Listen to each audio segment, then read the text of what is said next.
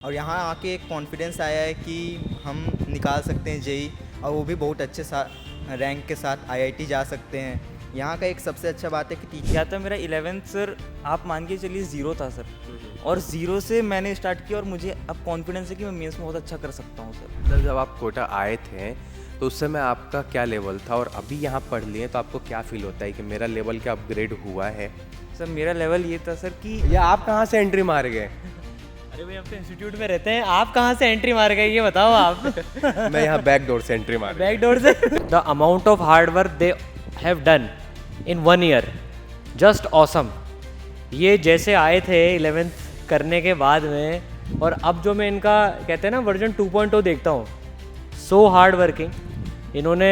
या और extra quizzes, Shaktimaan quizzes मिल जाती हैं जब आपका सारा सिलेबस कंप्लीट हो जाता है। शक्तिमान क्विजेस, वो क्या कुछ उड़ के आता है शक्तिमान? जितनी इंटेंसिटी से अभी पढ़ाई चल रही है वो इंटेंसिटी और बढ़ने वाली है, क्योंकि जेई मेन एक ऐसा एग्जाम होता है, स्पेसिफिकली जेई मेन जैसे ऐसे एग्जाम पास आता है ना। तो हम आ चुके हैं ई सरल, और इस बार हम करने वाले हैं ई सरल का 1 साल का रिपोर्ट कार्ड एनालिसिस। मतलब 1 साल रिपोर्ट कार्ड एनालिसिस मतलब कि 1 साल में अभी जो भी बच्चे आए हैं, जिन्होंने पढ़ाई वगैरह करी है, कोचिंग वगैरह करी है, उनका क्या फीडबैक है। जैसे कि अब धीरे धीरे एग्ज़ाम भी करीब आते जा रहा है, तो तैयारी वगैरह कैसी हुई है, जो वादे किए गए थे जब बच्चों ने एडमिशन लिए थे वो निभाए गए कि नहीं। तो आ जाओ, मिलते हैं बच्चों से, बात करते हैं उनसे। तो हम आ चुके हैं ई सरल गुरुकुल, और यहाँ पे बच्चे आते हुए इनकी क्लास छुट्टी है। इधर आओ भाई लोग, इधर आओ। क्या हाल है?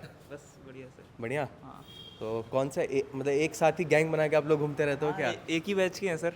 अच्छा, ओके। तो कौन सा बैच है आपका? प्रहार, अर्ली प्रहार बैच है। अच्छा, आपका? अर्ली प्रहार आदि बैच। अच्छा, आपका? अर्ली प्रहार आकाश बैच। ये जो अर्ली प्रहार बैच है, ये मतलब कि बैच किसके लिए होता है और इसमें किस चीज़ की तैयारी करवाई जाती है? क्या जेई नीट दोनों के लिए होता है? सर हम तो जेई का कर रहे हैं तो हमें जेई का आइडिया है। जैसे जो 11th के बच्चे हैं जिनकी 11th वेस्ट हो चुकी है, तो दिसंबर में ये बैच चालू होता है, और 11th और 12th दोनों पूरी पढ़ाई जाती है स्टार्टिंग से लेके एंडिंग तक। तो उन बच्चों के लिए है प्रहार बैच, अर्ली प्रहार बैच। अच्छा, तो आइए आप लोग से बात कर सकते हैं। परेशान तो नहीं हो गए कि भैया कहाँ से आप आ गए? आओ चलते हुए बात करते हैं। तो बच्चों से हमने सोचा कि बात करा जाए कि अभी 1 साल से ज़्यादा हो गया है ई सरल को, तो क्या है भाई इनका रिपोर्ट कार्ड, कैसे पढ़ाई हुई, जो बोला गया था, जो वादे करे गए थे वो पूरा किए गए कि नहीं किए गए। ठीक है, तो कुछ क्वेश्चन हो जाए पढ़ाई से रिलेटेड। सबसे पहले तो आप लोग स्टूडेंट हो, आपसे तो यही जानना चाहूँगा कि टीचर जो प्रॉमिस किया गया था वो टीचर मिले या नहीं मिले? हाँ, टीचर्स तो मिले सारे, मतलब एक्सपीरियंस टीचर थे। मैथ्स के भी केडी सर थे, वो तो कोटा के बेस्ट टीचर है मैथ्स के। और एबीएन सर वो आईआईटी बॉम्बे से ही है, 15 इयर्स का उनको भी एक्सपीरियंस है। और सत्यम सर है जो इस साल जब से स्टार्ट हुआ है तब से पढ़ा रहे हैं, तो वो भी हमें ही पढ़ा रहे हैं। और अभी मतलब कुछ अभी हमारी 4 क्लास लगती थी क्योंकि एक्स्ट्रा क्लासेस भी थी। 11 प्लस 12 दोनों साथ में करवा रहे, तो मनीष शर्मा सर ने भी पढ़ाया है। आप बताओ, कोई भेदभाव तो नहीं हो रहा है यहाँ पे? सबको इक्वली पढ़ाया जा रहा है? हाँ, और कहाँ से हैं आप? मैं कोटा से ही हूँ और मैंने बहुत सारी कोचिंग से एक्सपीरियंस ले रखा है। तो हाँ, ई सरल बेटर है इन द वे ऑफ। आपको क्या अच्छा लगा ई सरल का? कोई एक चीज़ बताओ जो आपको सबसे ज़्यादा अच्छा लगा हो। सबसे ज़्यादा तो टीचर का टीचिंग मेथड, क्योंकि सबका अलग अलग है और सब एक साथ लेके चलते हैं सबको। तो आप बताओ, आपको क्या लगता है, कितना कॉन्फिडेंट हो कि इस बार का जेई का एग्ज़ाम में अच्छा कर लोगे आप? हाँ, इस बार का मतलब पहले जैसे मैं जहाँ पहले 11th में था, वहाँ मेरे को इतना कभी कॉन्फिडेंस आया नहीं कि मैं कुछ क्वेश्चन मतलब मैथ्स में यहाँ आके मेरे को बहुत ज़्यादा कॉन्फिडेंस आया। उस समय ऐसे था कि 11th में मेरा मैथ्स उतना अच्छा मतलब कॉन्फिडेंस नहीं आता था, जबकि मैं 10th तक मैथ्स में अच्छा था। और यहाँ आके एक कॉन्फिडेंस आया है कि हम निकाल सकते हैं जेई, और वो भी बहुत अच्छे रैंक के साथ आईआईटी जा सकते हैं। यहाँ का एक सबसे अच्छा बात है कि टीचर सबसे फ्रेंडली हैं, मेंटर्स फ्रेंडली है, मेंटर्स दोस्त जैसे हैं। मेंटर्स तो बहुत हेल्प, मतलब मेरे को जहाँ जहाँ प्रॉब्लम हुआ है मेरे मेंटर ने हमेशा हेल्प किया मेरे को वहाँ।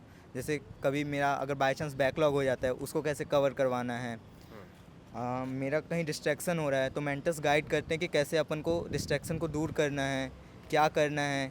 टाइम शेड्यूल मेंटर बना के देते हैं। जैसे मेरा क्या है कि मेरे को टेस्ट सेंटर में टेस्ट देने में प्रॉब्लम होता था। जैसे मैं घर पे टेस्ट देता था तो मेरा बहुत अच्छे मार्क्स आते थे एज़ कम्पेयर टू मैं सेंटर पे देता था। तो मेरे मेंटर ने मेरा अलग से एक शेड्यूल बनवा दिया कि मैं रोज़ यहाँ आके टेस्ट दूँ 1 घंटा, ताकि मेरा एक वो आदत बन जाए कि सेंटर से मेरे को डर नहीं लगे कि टेस्ट में मैं सेंटर पे बैठा हूँ, मेरा कम मार्क्स आ रहा है। इसका फ़ायदा मेरे को पिछले टेस्ट में बहुत अच्छे से हुआ है। और टीचर्स तो बहुत फ्रेंडली है, मतलब हमने टीचर्स डे में टीचर्स के साथ बहुत मस्ती की, टीचर्स गुस्सा भी नहीं हुए। टीचर्स ऐसे हैं कि वह मतलब बेस्ट टीचर्स हैं कोटा के यहाँ। केडी सर हैं, एवीएन सर हैं, वीपी सर हैं और अपने आरएस सर हैं। सब मतलब आईआईटी एडवांस लेवल का पढ़ाते हैं। ऐसा नहीं लगता कि हमको कि हमारी 11th उतनी अच्छी नहीं थी, बेकार थी। यहाँ आके लगता है कि 11-12 बराबर है और हम अच्छे रैंक के साथ जेई निकाल सकते हैं। ये कैमरा ऑन था कि नहीं था? या आप कहाँ से एंट्री मार गए? अरे भाई हम तो इंस्टीट्यूट में रहते हैं, आप कहाँ से एंट्री मार गए ये बताओ आप। मैं यहाँ बैक डोर से एंट्री मार बैक डोर से।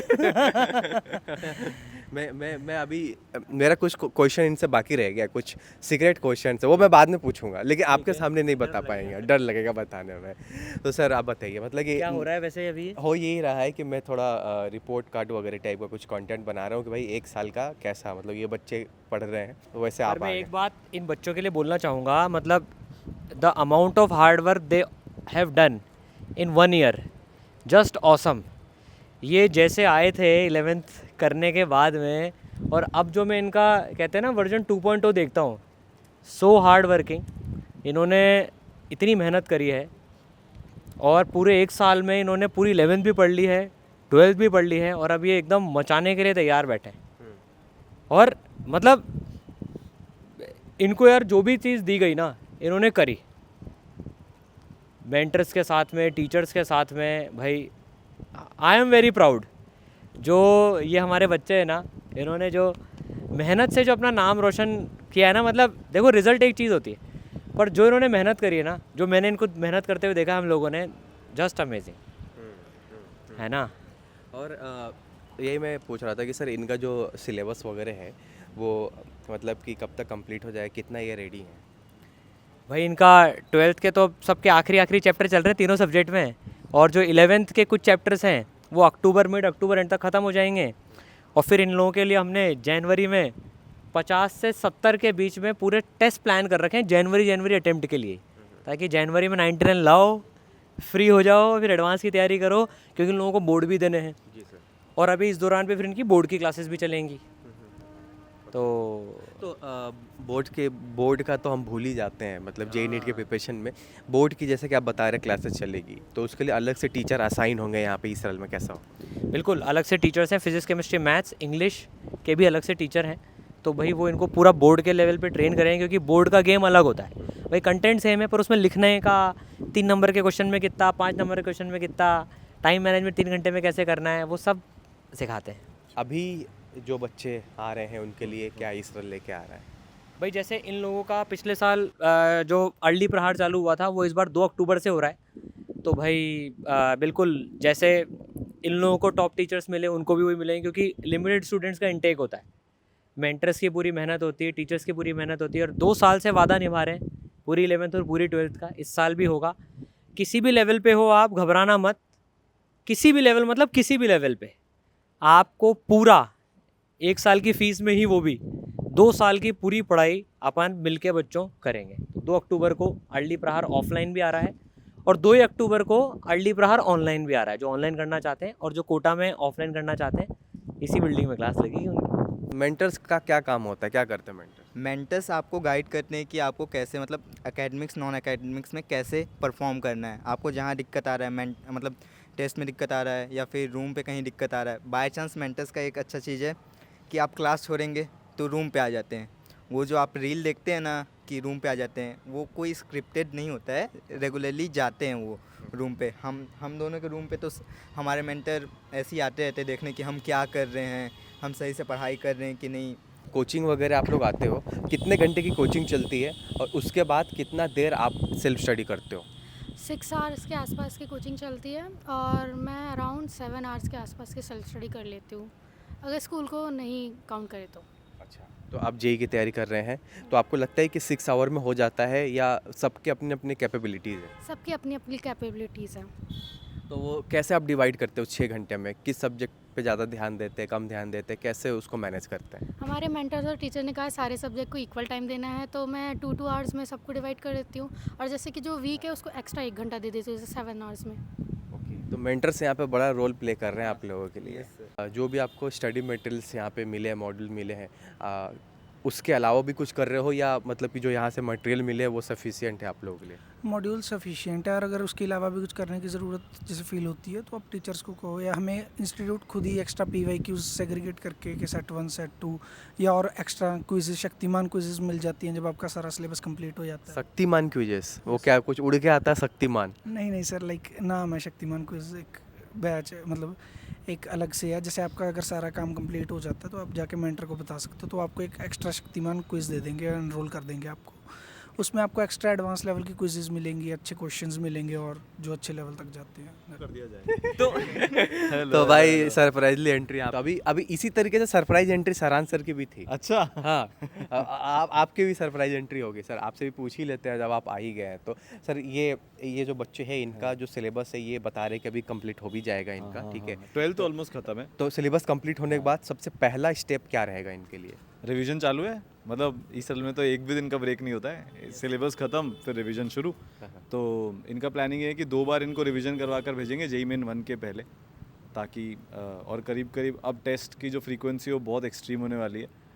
और कोशिश ये रहेगी कि ये कम से कम भी 20 से 25 तो फुल सिलेबस टेस्ट और 20 से 25 पार्ट सिलेबस टेस्ट वगैरह देकर अभी से लेकर और 3 महीने में ये 40 टेस्ट मिनिमम देकर जाएं, तो वो कंप्लीट प्रिपरेशन की साइकिल हो जाएगी। जितनी इंटेंसिटी से अभी पढ़ाई चल रही है वो इंटेंसिटी और बढ़ने वाली है, क्योंकि JEE मेन एक ऐसा एग्ज़ाम होता है, स्पेसिफिकली JEE मेन जैसे ऐसे एग्ज़ाम पास आता है ना, आप जितना ज़्यादा पढ़ोगे आपको उतना ही रिटेंशन रहेगा। और क्योंकि फॉर्मूला बेस बहुत ज़्यादा है ये एग्ज़ाम, तो इसमें बहुत ज़्यादा हेल्प होती है लास्ट टाइम के रिवीजन की। तो उसकी पूरी प्लानिंग हो चुकी है, मतलब डन है, उसकी क्लासेस चालू करनी है। बिल्कुल, मतलब एक अच्छा है, प्लस पॉइंट है इन बच्चों के लिए कि टाइमली सिलेबस कंप्लीट हो जाए, क्योंकि JEE के लिए तो भाई बहुत ज़्यादा मैटर करता है, क्योंकि JEE का एग्ज़ाम जो है वो सामने ही है, ज़्यादा टाइम भी नहीं है।